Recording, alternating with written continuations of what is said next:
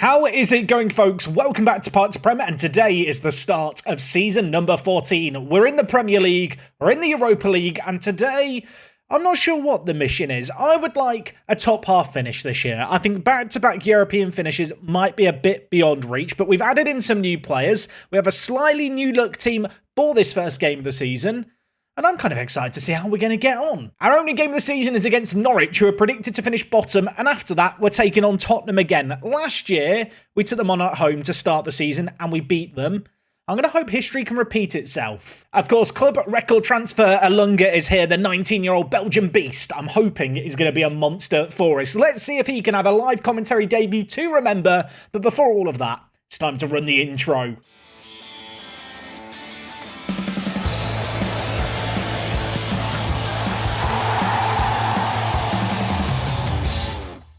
Today, by the way, is episode number 98 of Park to Prem. It is the start of season 14 and our third season in the Premier League. And fresh off a 6th place finish, well, the board, they're not as ambitious as me. They want to attempt to avoid relegation for the foreseeable future. They're not the most ambitious bunch, our board. For me personally, I would love to get a top half finish this year. But make no mistake, the Premier League is going to be tough. Playing in the Europa League is going to be tough, of course, with the expanded group stage format, which I believe is 8 matches. So lots of opportunities for away days on the road.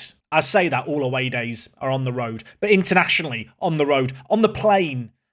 All of our away days are on a plane because we're on an island. Look, let's not ruin a good thing. We've got Europa League to look forward to, but not today. Now, of course, if you missed the last couple of transfer specials, you missed quite a lot of business. But the headline news, we signed Alunga for a club record £30 million. Very keen to see how this guy does. We have had to shuffle the team around a little bit to facilitate him in the team. Lemos is going to play for the first time as a striker. I say he's definitely played as a striker before, but I don't think he has in a live commentary. It's a whole new thing. We also picked up the right wing back, possibly of our dreams, maybe of nightmares for some of you guys. Roberto Rojas, the Argentine international, £11 million spent on him. We're training him to play right wing back. He's already awkward in it off the back of a couple of pre-season friendlies. We're throwing him in at the deep end.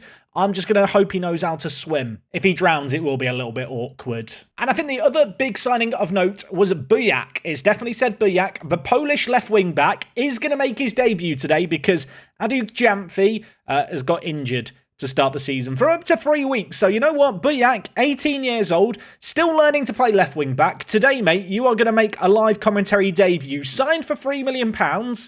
I'm going to hope he's a little star. If we look at the season preview, we have the joint worst odds to win the league alongside Sheffield United and Norwich, who we take on today. In terms of what the media were thinking pre-season, they said 18th, which, I mean, it's better than 20th last season. And of course, speaking of last season, let's look at the league table one last time. We finished 6th place. Absolutely massive season. 61 points. That was actually a very low points total to get the position that we got. It was a weird season last year where lots of teams in the mid-table drew one against one another. We were kind of the beneficiaries of that. Don't think that kind of points total is going to be enough this coming year. And like I've already mentioned, with the Europa League to juggle, with a young squad that is, well, going to need a bit of time, I think, to improve to reach the level it can, this is a bit of a year of consolidation. We've still got loads of money in the bank. There is still loads of transfer budget. I've not spent any of it since you were last here. And the wage budget is still one of the lowest in the league. We are barely breaking £1 million a week. Let's get into this first game of the season, though. We're taking on Norwich. This is a game I certainly expect us to win. This is the team we're going to go with. Of course, just as a little reminder, with the signing of Alunga, who's going to play as the centre attacking mid, Lemos is moving into the attacking department, so a bit of changing of roles in the final third. Elsewhere, Rojas, like we've already said, is going to be starting at left wing back, Bujak playing at left wing back, and in terms of the back three, this year, Volishak is going to get the nod over Warunga, at least to start the season. These are 2 left centre-back options that we alternated throughout last year. There was a point during pre-season where I weighed up the possibility of getting in a kind of head and shoulders above the rest starting centre-back. I decided not to go down that route just because between the 2 players we've just shown and some of the other young centre-back options we've got, I don't really want to deny them first-team football because I think they can all come pretty good for us. In goal, we've ended our friendship with Greg. Manny Wilford is here making his debut between the sticks. We have loaned him from Liverpool for the year. Just as a reminder, we have got the option to buy him for £7 million at the end of the year. I really like the look of Manny Wilford. I hope he's going to live up to my expectations. And this year, McKillop is getting the nod. I'm giving this guy as much game time as I can. I want to see if he's got as much potential as my staff think he has. At 21 years old, still got loads and loads of room to grow. Either-footed, defensive midfielder, some really nice player traits. Not the craziest player in the world. He's a bit of a Jordan Henderson. You know, he's not the most technically gifted. He's not particularly flashy, but he's good physically, good mentals, works hard, good stamina. What more could you want? I suppose dribbling above 10 would be nice, but beggars can't be choosers. Anyway, let's submit our team for this game. Just as a little reminder as well, Lemos, still unhappy at the club, wants to move to a bigger team. No one has shown any interest in him over the summer, which I'm absolutely shocked by, both in kind of a general sense and in a positive sense. I'm glad that no one's in for him. He has got that £72 million release clause. I think it's 72 million. It's 70-something million, and at least for now, no one's coming near it, so that's positive. If we lose Lemos, I might panic a little bit more than I am right now. Norwich City scraped safety on the final game of last season, so this is a game that we should be winning, and well, we might have a chance early here. Jaime, back post, Tejera scores it.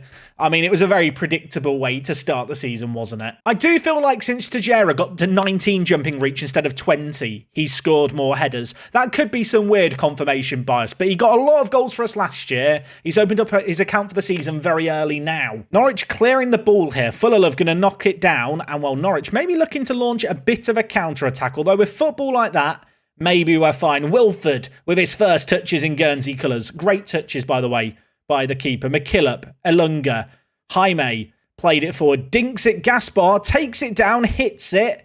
It's 2-0. The linesman very quickly got back into position. It's making me think this won't count.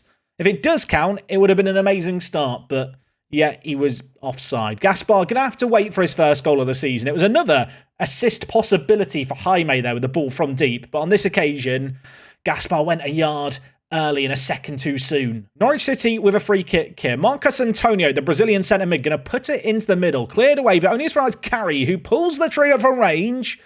And well, maybe just a little reminder there. It is only 1-0. Norwich could score from absolutely anywhere. Half an hour into this game, we're not creating a whole load having taken the lead in this game, but we are having a lot of the ball, which out to the away team is kind of what I want to see from us. I want to see us dictating the play, limiting Norwich's opportunities to score, and while having taken the lead, there's a little less emphasis on us to get the ball forward. It's not really been a classic first half, but we're doing the job that needs to be done. A goal up at the break. I am going to tell the players I'm not happy, but besides that, not really a need to overcomplicate things just yet. Last year I was playing with the centre attacking mid as a shadow striker, and I know Elunga isn't exactly the greatest shadow striker in the world, and it doesn't maybe make use of his vision, but let's see what he can do there. We can mix things up a little bit. I think the start of the season is going to be full of some experimentation. In Football Manager, there are certain kind of compromises that have to be made where a player has to be played in maybe a suboptimal role for how they play, but that within the wider system works well. And I do feel like with our system, generally speaking, the shadow striker does work quite well. Norwich City with the ball here on the near side. It's Marcos Antonio trying to pull the strings from deep. Carey turns McKillop, plays it forward. Volashak going to clear it away, and Elunga gets the nod down to Lemos. Elunga with the ball now, trying to pick out Gaspar. Whelan read it well. Still a one-goal game here, still a nervy game. A second goal would definitely help settle me down. Last year we lost a lot of games where we had the lead, but maybe a chance here to get a second. Buyak, cross is blocked by Banda, but still in Norwich's penalty area. It's cleared away, it's kicked, I think, at Gaspar, and it's fallen to Lemos to make it 2-0. It's an awful goal, I'm not going to complain. Banda, if I'm not mistaken, was the right wing-back who once upon a time was playing for Burnley. Then he went to Sheffield United and then he went to Norwich. We were looking at him, I think, when we were first promoted. Very glad I didn't buy him based off of that. I was about to make some changes, having taken a 2-goal lead. There's a kick-off highlight. So let's wait and see what happens here. I'd love in this kind of game now to rotate things a little bit. We know we're going to be competing in more matches than ever before this season, given the fact we're in the Europa League. We know that, distributing minutes throughout the season is going to be important. I mean, if we get a third goal here, I'll distribute the minutes even more. Elunga has scored. Hold the phone. Don't celebrate. VAR might be about to poop on our parade again. If it is a goal for Elunga on his debut,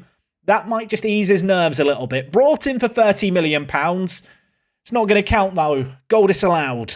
Okay, I'm going to bring in Montero for Jaime. Elsewhere, Big Knot in for Gaspar, I think. I mean, this is the beauty of our team now, right? We really can just rotate things around, give a lot of these younger players on the bench plenty of minutes. I think I'm going to stick with Alunga in this game over Josip. However, let's bring in Gutierrez for McKillop. Get some fresh legs into the team. Half an hour left here, but 2 goals to the good. We have been dominating the play. Norwich yet to have a shot on target. So poor Wilford in goal. He's not even had a chance to get a good rating because he's not had a save to make. We are now into the last 10 minutes. Nothing is happening. That's kind of fine as far as I'm concerned. 5 minutes left. An away win to kick off the season is never a bad thing. If we could cling on to the clean sheet as well, that would be dandy. There might be a chance here for Norwich to ruin the clean sheet dream, as Wilford is going to lay it out to Arunga, the sub. Montero now with the ball, trying to pick out Big Knot. The subs for a second I thought were going to link up, but that pass was hit short. And Albanda, trying to make amends for earlier, is going to play the ball forward to Fort, who feeds it inside. That looked offside to me. I'm going to hope the flag's going to be raised for theirs as well. 3 goals in this game disallowed due to VAR. The people up in the booth, up in the pad in the sky, the VAR heavens, whatever they're in, they're getting their wages earned today. They've had a lot to do. One last sub. You know what, Josip? On for Alunga just to end this game. Why not? 3 minutes left. Give him some minutes. I have no idea if it actually makes a difference to a player's development. In my head, it really shouldn't make sense. But just in case it does, why not give the 19-year-old 3 minutes at Carrow Road? It could really shape his career. Lemos nods it forward towards Big Knot. Whelan collects. Still want to keep the clean sheet, by the way. I almost want the clean sheet more than I want to see us score another goal. Although, if we did want to score another, it would be nice. Buyak, what are we doing there, son? That's not very good. Fort's now in behind, squaring it. Harris hits it. Wilford, he's made a save, everyone. Round of applause. That was his first save of the game. He's kept a clean sheet on his debut, and he's ended up with a 7.6 rating for it. That is mental, isn't it? That you can get a 7.6 rating having literally made 1 save. But that's how the rating system works. I don't want to say it too loudly. Rojas, 7.1 rating at right wing back. He's the right wing back of my dreams. I've decided. After 1 game, it's official. That was the first time Lemos has scored in 15 matches. We didn't really discuss at the end of last year how bad Lemos and Gaspar were. They were tragic. I'm glad he scored here. He did have a very good pre-season, mind you. Teixeira got man of the match, an 8.7 rating, a player who, according to some of my staff, if I just go to the report screen here, leading championship player. That is insulting, isn't it? That win sees us move up to 4th place for what it's worth. Obviously, after 1 game, it's not really worth anything. Game number 2 today is against Tottenham. If you missed the memo, at the moment we are playing at AFC Bournemouth Stadium. They've moved stadiums, Bournemouth, in this universe, but we've moved stadiums because our stadium is currently being expanded by 7,000 seats. With that in mind, ahead of our first home game of the season, I'm going to go look at Bournemouth's current ground. We've not looked at it yet. Let's do an away day. It's been a while since the last one. Don't go anywhere.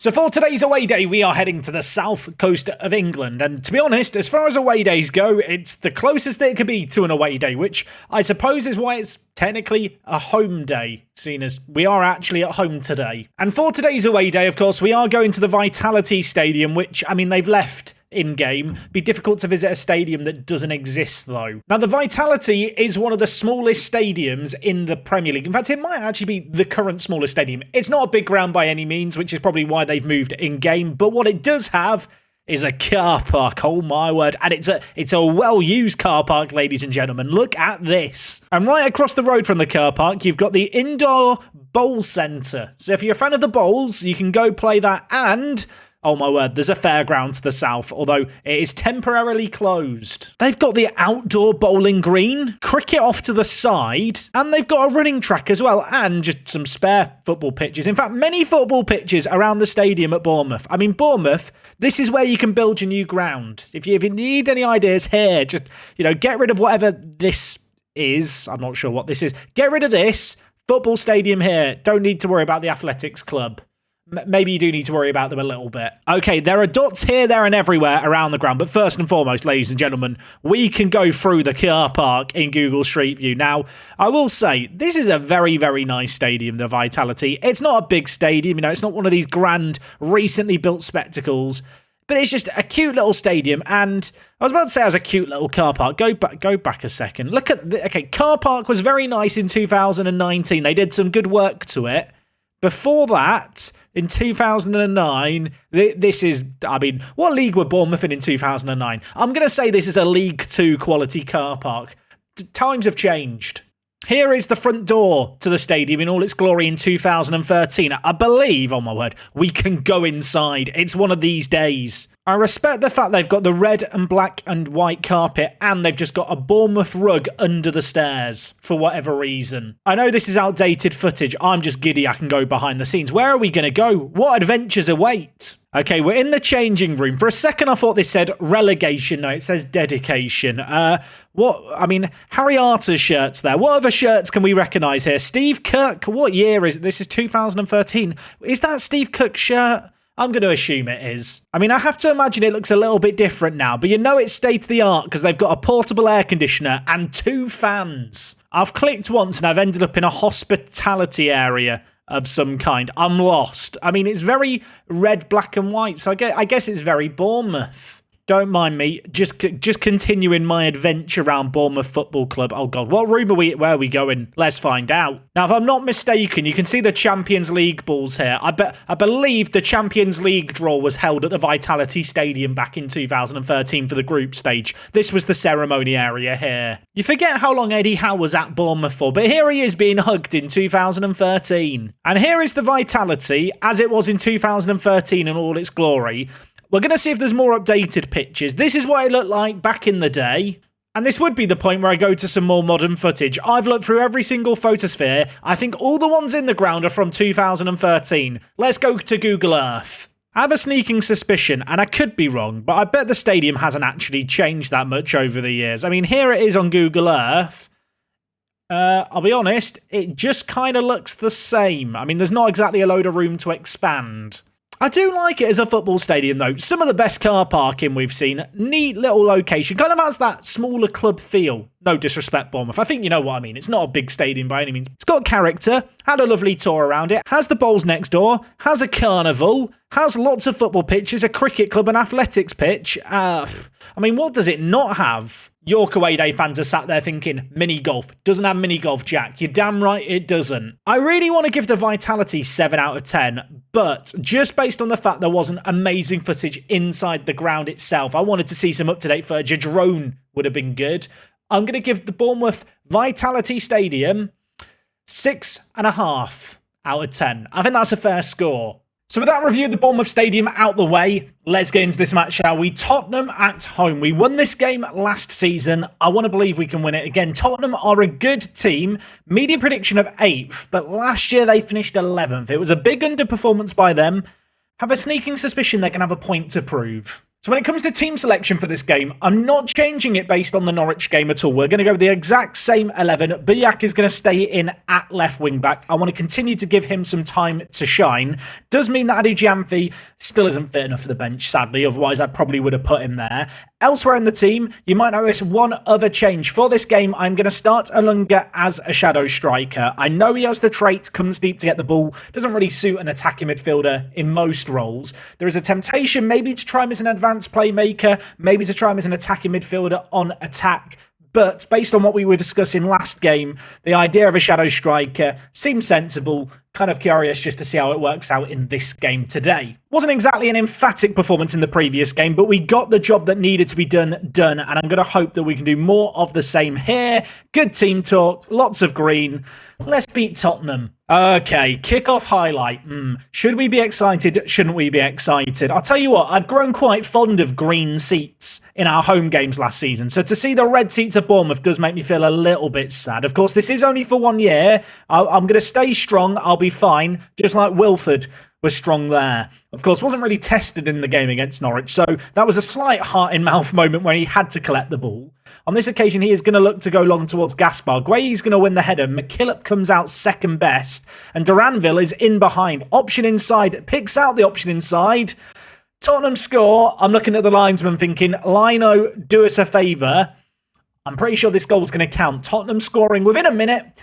Wasn't exactly the order of the day. VAR, you're going to bail me out? It's not going to bail me out. It's a disastrous start here. McKillop was slow getting to the ball. And then from here, I mean, Florentine hasn't done great. Tejera's not done great. Volshak hasn't done great. Basically, I think all parts of the back three there can take a little bit of the blame.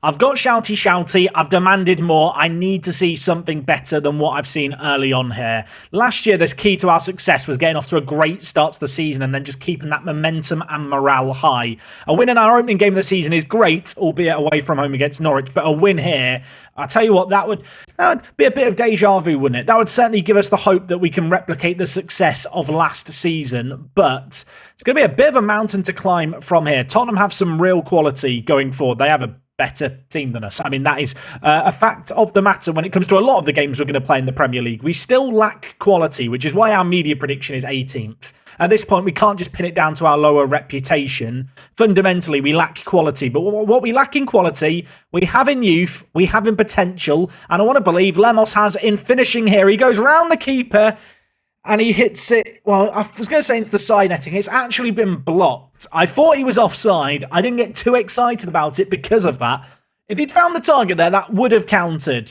And unfortunately, Amana's going to collect the resulting corner. Went for a shout of encourage on the players. Look at the green, smiley, happy faces. Oh my word.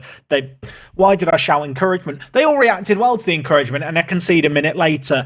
Are shouts in Football Manager pointless? Can we discuss that? Set piece, Duranville took it. Abdul Salam had the initial effort. Wilford made a pretty good stop, but unfortunately, it's just squirmed away from him and straight into the hands of the other Tottenham player. I have just noticed with this Tottenham team, Abdul Salam was one of the players we were looking at who was playing up for Brighton last year. He didn't want to sign for me when I looked at him. And the other man that they've got, Kevin, he's the player who's playing for Leicester, who we were looking at this summer. So both of Tottenham's centre defensive mids involved in that goal. Both players I looked at trying to sign once upon a time.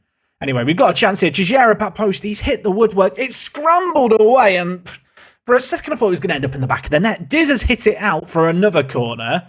Bit of pressure mounting. A goal before half-time would give me a little bit of optimism. We're going to get it back post again. It's cleared away on this occasion.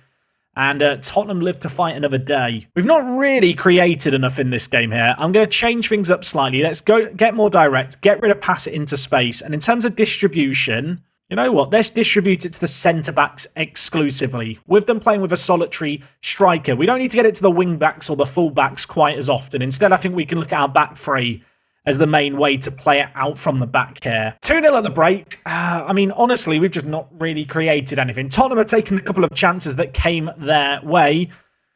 We need to show a bit more in the second half. Despite edging out possession, it's not really shown in anything. Buyak, Rojas, Volshak, all players I'm looking at thinking, you've not played very well here. You know what, Buyak, I'm going to take you off early. Warunga's going to come in at left wing back. And left centre back, oh, I really want to bring someone in, but I'm not sure who I'd even bring in this kind of situation. I could shuffle everything around. I'll tell you what I'm going to do.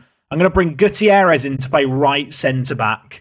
Are we really getting this experimental this early? I mean, the answer is yes. I think I've joked in the past about playing him at centre-back. I know he can't really jump, but that doesn't really matter quite as much in a wider centre-back. I think what we'll do is we'll actually play him as a wide centre-back as well on support and then change Rojas, who's not had a great game to start, to a complete wing-back. I'm not going to pretend he's ready-made for this role, but you could definitely do a lot worse. Elunga's not had a crazy game either, so I'm going to make one final change here. Big Knot's going to come on. We're going to move Lem off to centre attacking mid to play as the shadow striker. Feel like I need to change something up in this game. Why not experiment a little bit with how we might set up at the back? I'm going to change McKillop and Jaime to just play higher up the pitch. It's going to leave us maybe a little bit more exposed, but I feel like at this point in the game, that is a risk we've got to run. This does feel like a game where we failed to get going, but a goal could quickly change that. If we could get a little bit of a momentum shift, you never know. That said, I know now, in ditching the defensive midfielders in favour of centre mids,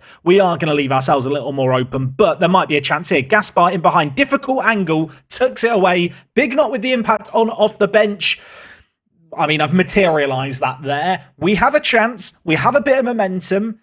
Taken a gamble, and the gamble has paid off. We're pressing a little higher up the pitch everywhere, and with that, Big Knot is gifted the ball, threads through Gaspar, turns on the afterburners, and a nice little finish at the end of it. I am also now just going to shout some words of encouragement as well. Why not? Come on, lads. 10 minutes left. We've not been at the races today, but it's about how you end, not how, well, you begin or do in the middle. As long as you don't do too badly in the beginning. I mean, if you're 4-0 down, you probably needed a better beginning. But 2-0, it's savable. But Tottenham could still get a goal like that. That was not far away. Wilford, goal kick, an immediate highlight. Gutierrez, wide centre-back. It's like seeing a polar bear in the desert. But here he is, and he's doing a job at the moment. Big knot, fresh off the bench, bee in his bonnet, crosses it in. Wasn't a great ball for a man who has such great passing range and, well, just general ability as a more playmaky type. It's gifted Tottenham the ball, but I'm going to hope we can still make something happen here. Amana, big ball forward. Headed away, McKillop nods it down to Jaime. Now can he make something happen? Lemos through the middle, clumsy touch. For a second I thought we were going to be through, and now we need to be wary at the back. We are all over the shop. Warunga, I think, has played on the striker there. In fact, no, he hasn't. It was offside. It wouldn't have counted. Time is trickling away. Warunga, complete wing-back, mate. Up you go, forward you go. Elsewhere, Gutierrez. You know what? Just have some fun, mate. Have some fun. Jaime can go forward. McKillop can go forward. Gutierrez, you're going to be the heartbeat of this team. Some would argue I'm losing the plot. They might be right, but I have to try something bold at this point. Let's bring in Vucevic. Let's bring him in. He can be a little advanced playmaker. No tactics, just vibes at this point. Also, Lemos hasn't played well. Let's bring in Rich. Rich, you're going to play as a big old beefy target forward, mate. Of course, because you've all played Football Manager, you know now I've made those changes. No highlights are going to happen for the rest of the game. Or are they? Rojas, free kick, dinks it. It's headed goalwards. I don't know why I got my hopes up. 4 minutes of added time. Is there going to be a late twist here? We have piled on the pressure at the end, but unfortunately, it's too little too late. It's a pretty competitive performance, though, if we want to look at a little bit of a silver lining. 2-1 Tottenham. And, I mean, despite a not particularly great performance, it was ultimately a kind of close game. At home against the team in 8th, if we want to get European football, it's the kind of game that I do need to win. Unfortunately for us, we're not going to get a win there. With it, we slip down to 6th. I mean, for what it's worth, it's 2 games into the season. Given our media prediction, given I'm aiming for a top half finish this year, I don't think it's the worst performance in the world. Right, folks, we are going to wrap things up there for today, but tomorrow, to end the week, the first European away day. I don't know what the Europa League draw is going to look like. Tomorrow, we're going to come back and find out who we're playing against. I hope you guys are excited for it. Until then, take it easy. We're going on an adventure tomorrow, and I hope you're ready. I'll see you then.